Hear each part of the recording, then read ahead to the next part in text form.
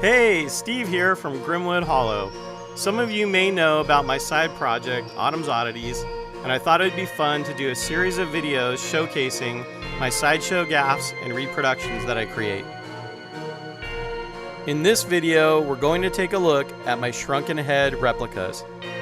I was always fascinated with shrunken heads, but I knew I would never own a real one. So instead, I decided to try and create some super authentic replicas. I did a ton of research and even corresponded with Dr. James Kastner, who is known as one of the world's leading experts. I knew I would have to sculpt and fabricate the heads, but I wanted everything else to be as authentic as possible. So I actually imported all of my materials from Ecuador and Peru, the native countries of the Javaros.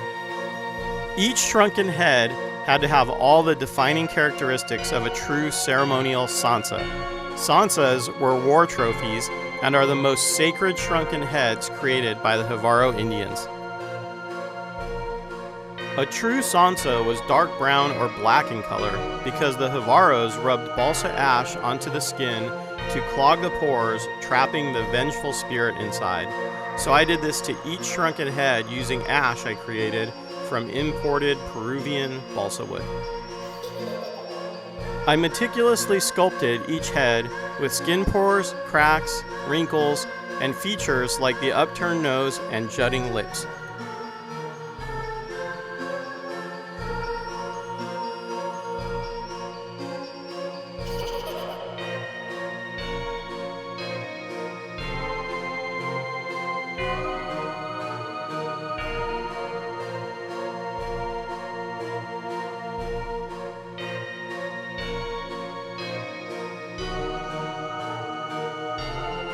The ears were always adorned with lavish decorations ranging from feathers to beetle wings. These ear danglers I made with braided chambira palm fiber and macaw feathers attached to chanta wood, all from the Amazon basin.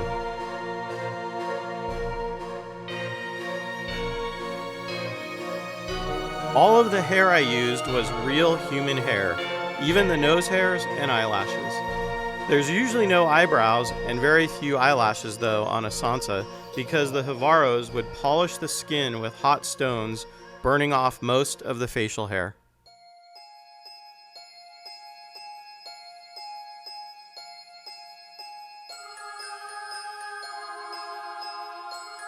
Shrunken heads are war trophies worn as necklaces by the Javaros, so true sansas always have a neck loop.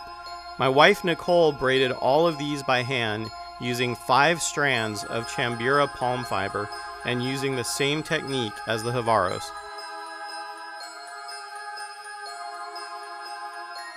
They also adorned the heads with cotton lip strings that were over 30 inches long. They would decorate the strings with reddish-orange bands of achiote dye made from seeds of the anato trees. So I had some anato seeds imported from Ecuador, made my own achiote dye, and painted these stripes on the lip strings. The strings are attached through 3 holes in the lips, created using chanta wood pegs and removed after shrinking.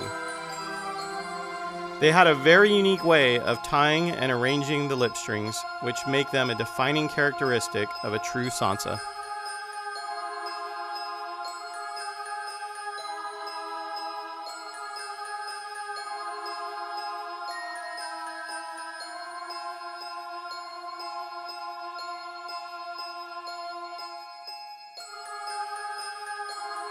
On the underside, you can see the crude, jagged cut lines on the edge of the neck.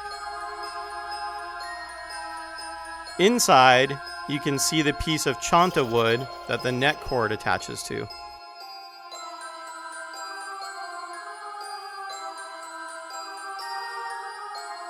On the back of the head, you can see the slice that is made in order to remove the skin from the skull.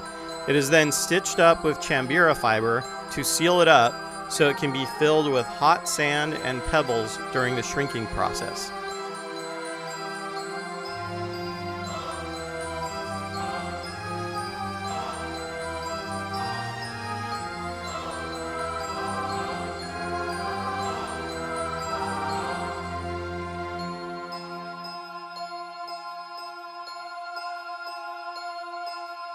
Another defining characteristic of a sansa is the lateral compression on the forehead.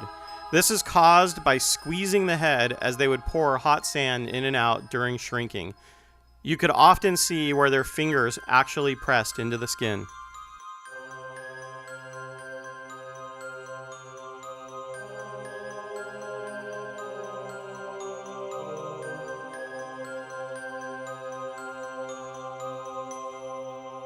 A finished sansa was an impressive trophy, usually over 40 inches long from lip strings to neck loop, with long black hair and adorned with colorful decorations.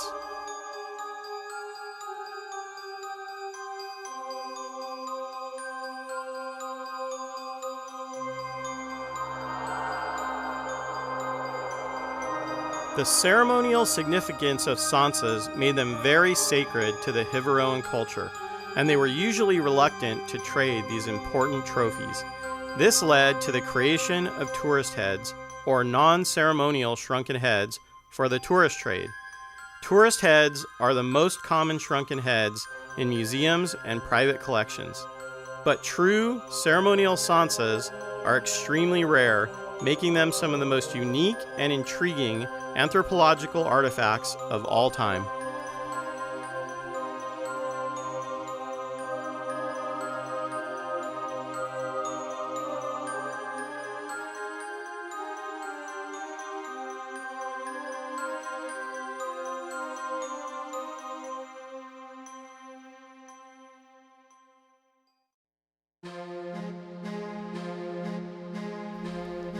So this was the first sansa I created. It had a very traditional look to it.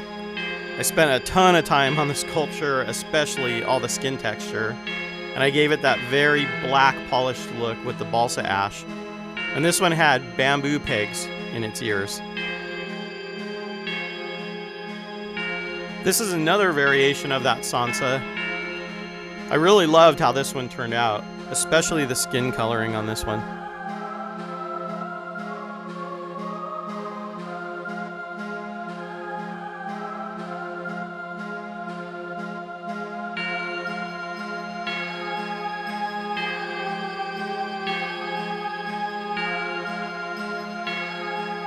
This is a variation of the shrunken head that's in this video.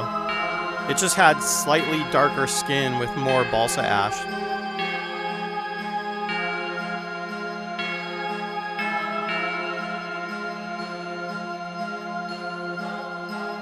This shrunken head was made to look like an unfinished sansa in progress. It has the chanta lip pegs that get removed for the strings, the neck vine stitched to the opening of the neck to keep it open for the hot sand, and bamboo ear pegs that get removed for danglers. It also doesn't have the dark balsa ash skin yet.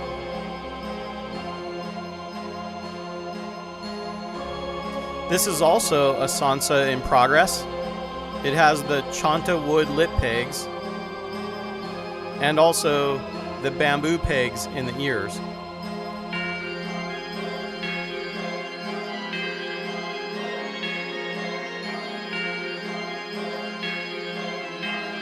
I forgot to mention, I make custom stands for each shrunken head with their origins and their dates. And here's a couple more variations of those first two shrunken heads.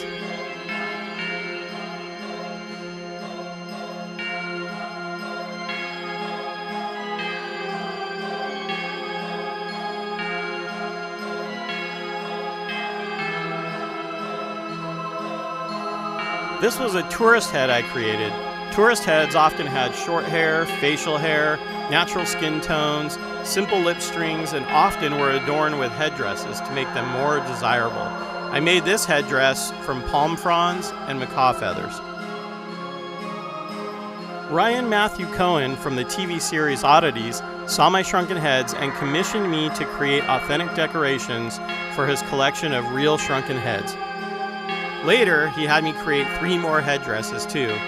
It's pretty fun knowing my decorations are out there on some real shrunken heads. Well, I hope you enjoyed this, and please follow us on Facebook if you want to know when we post new items for sale. The link is in the description below. Cheers!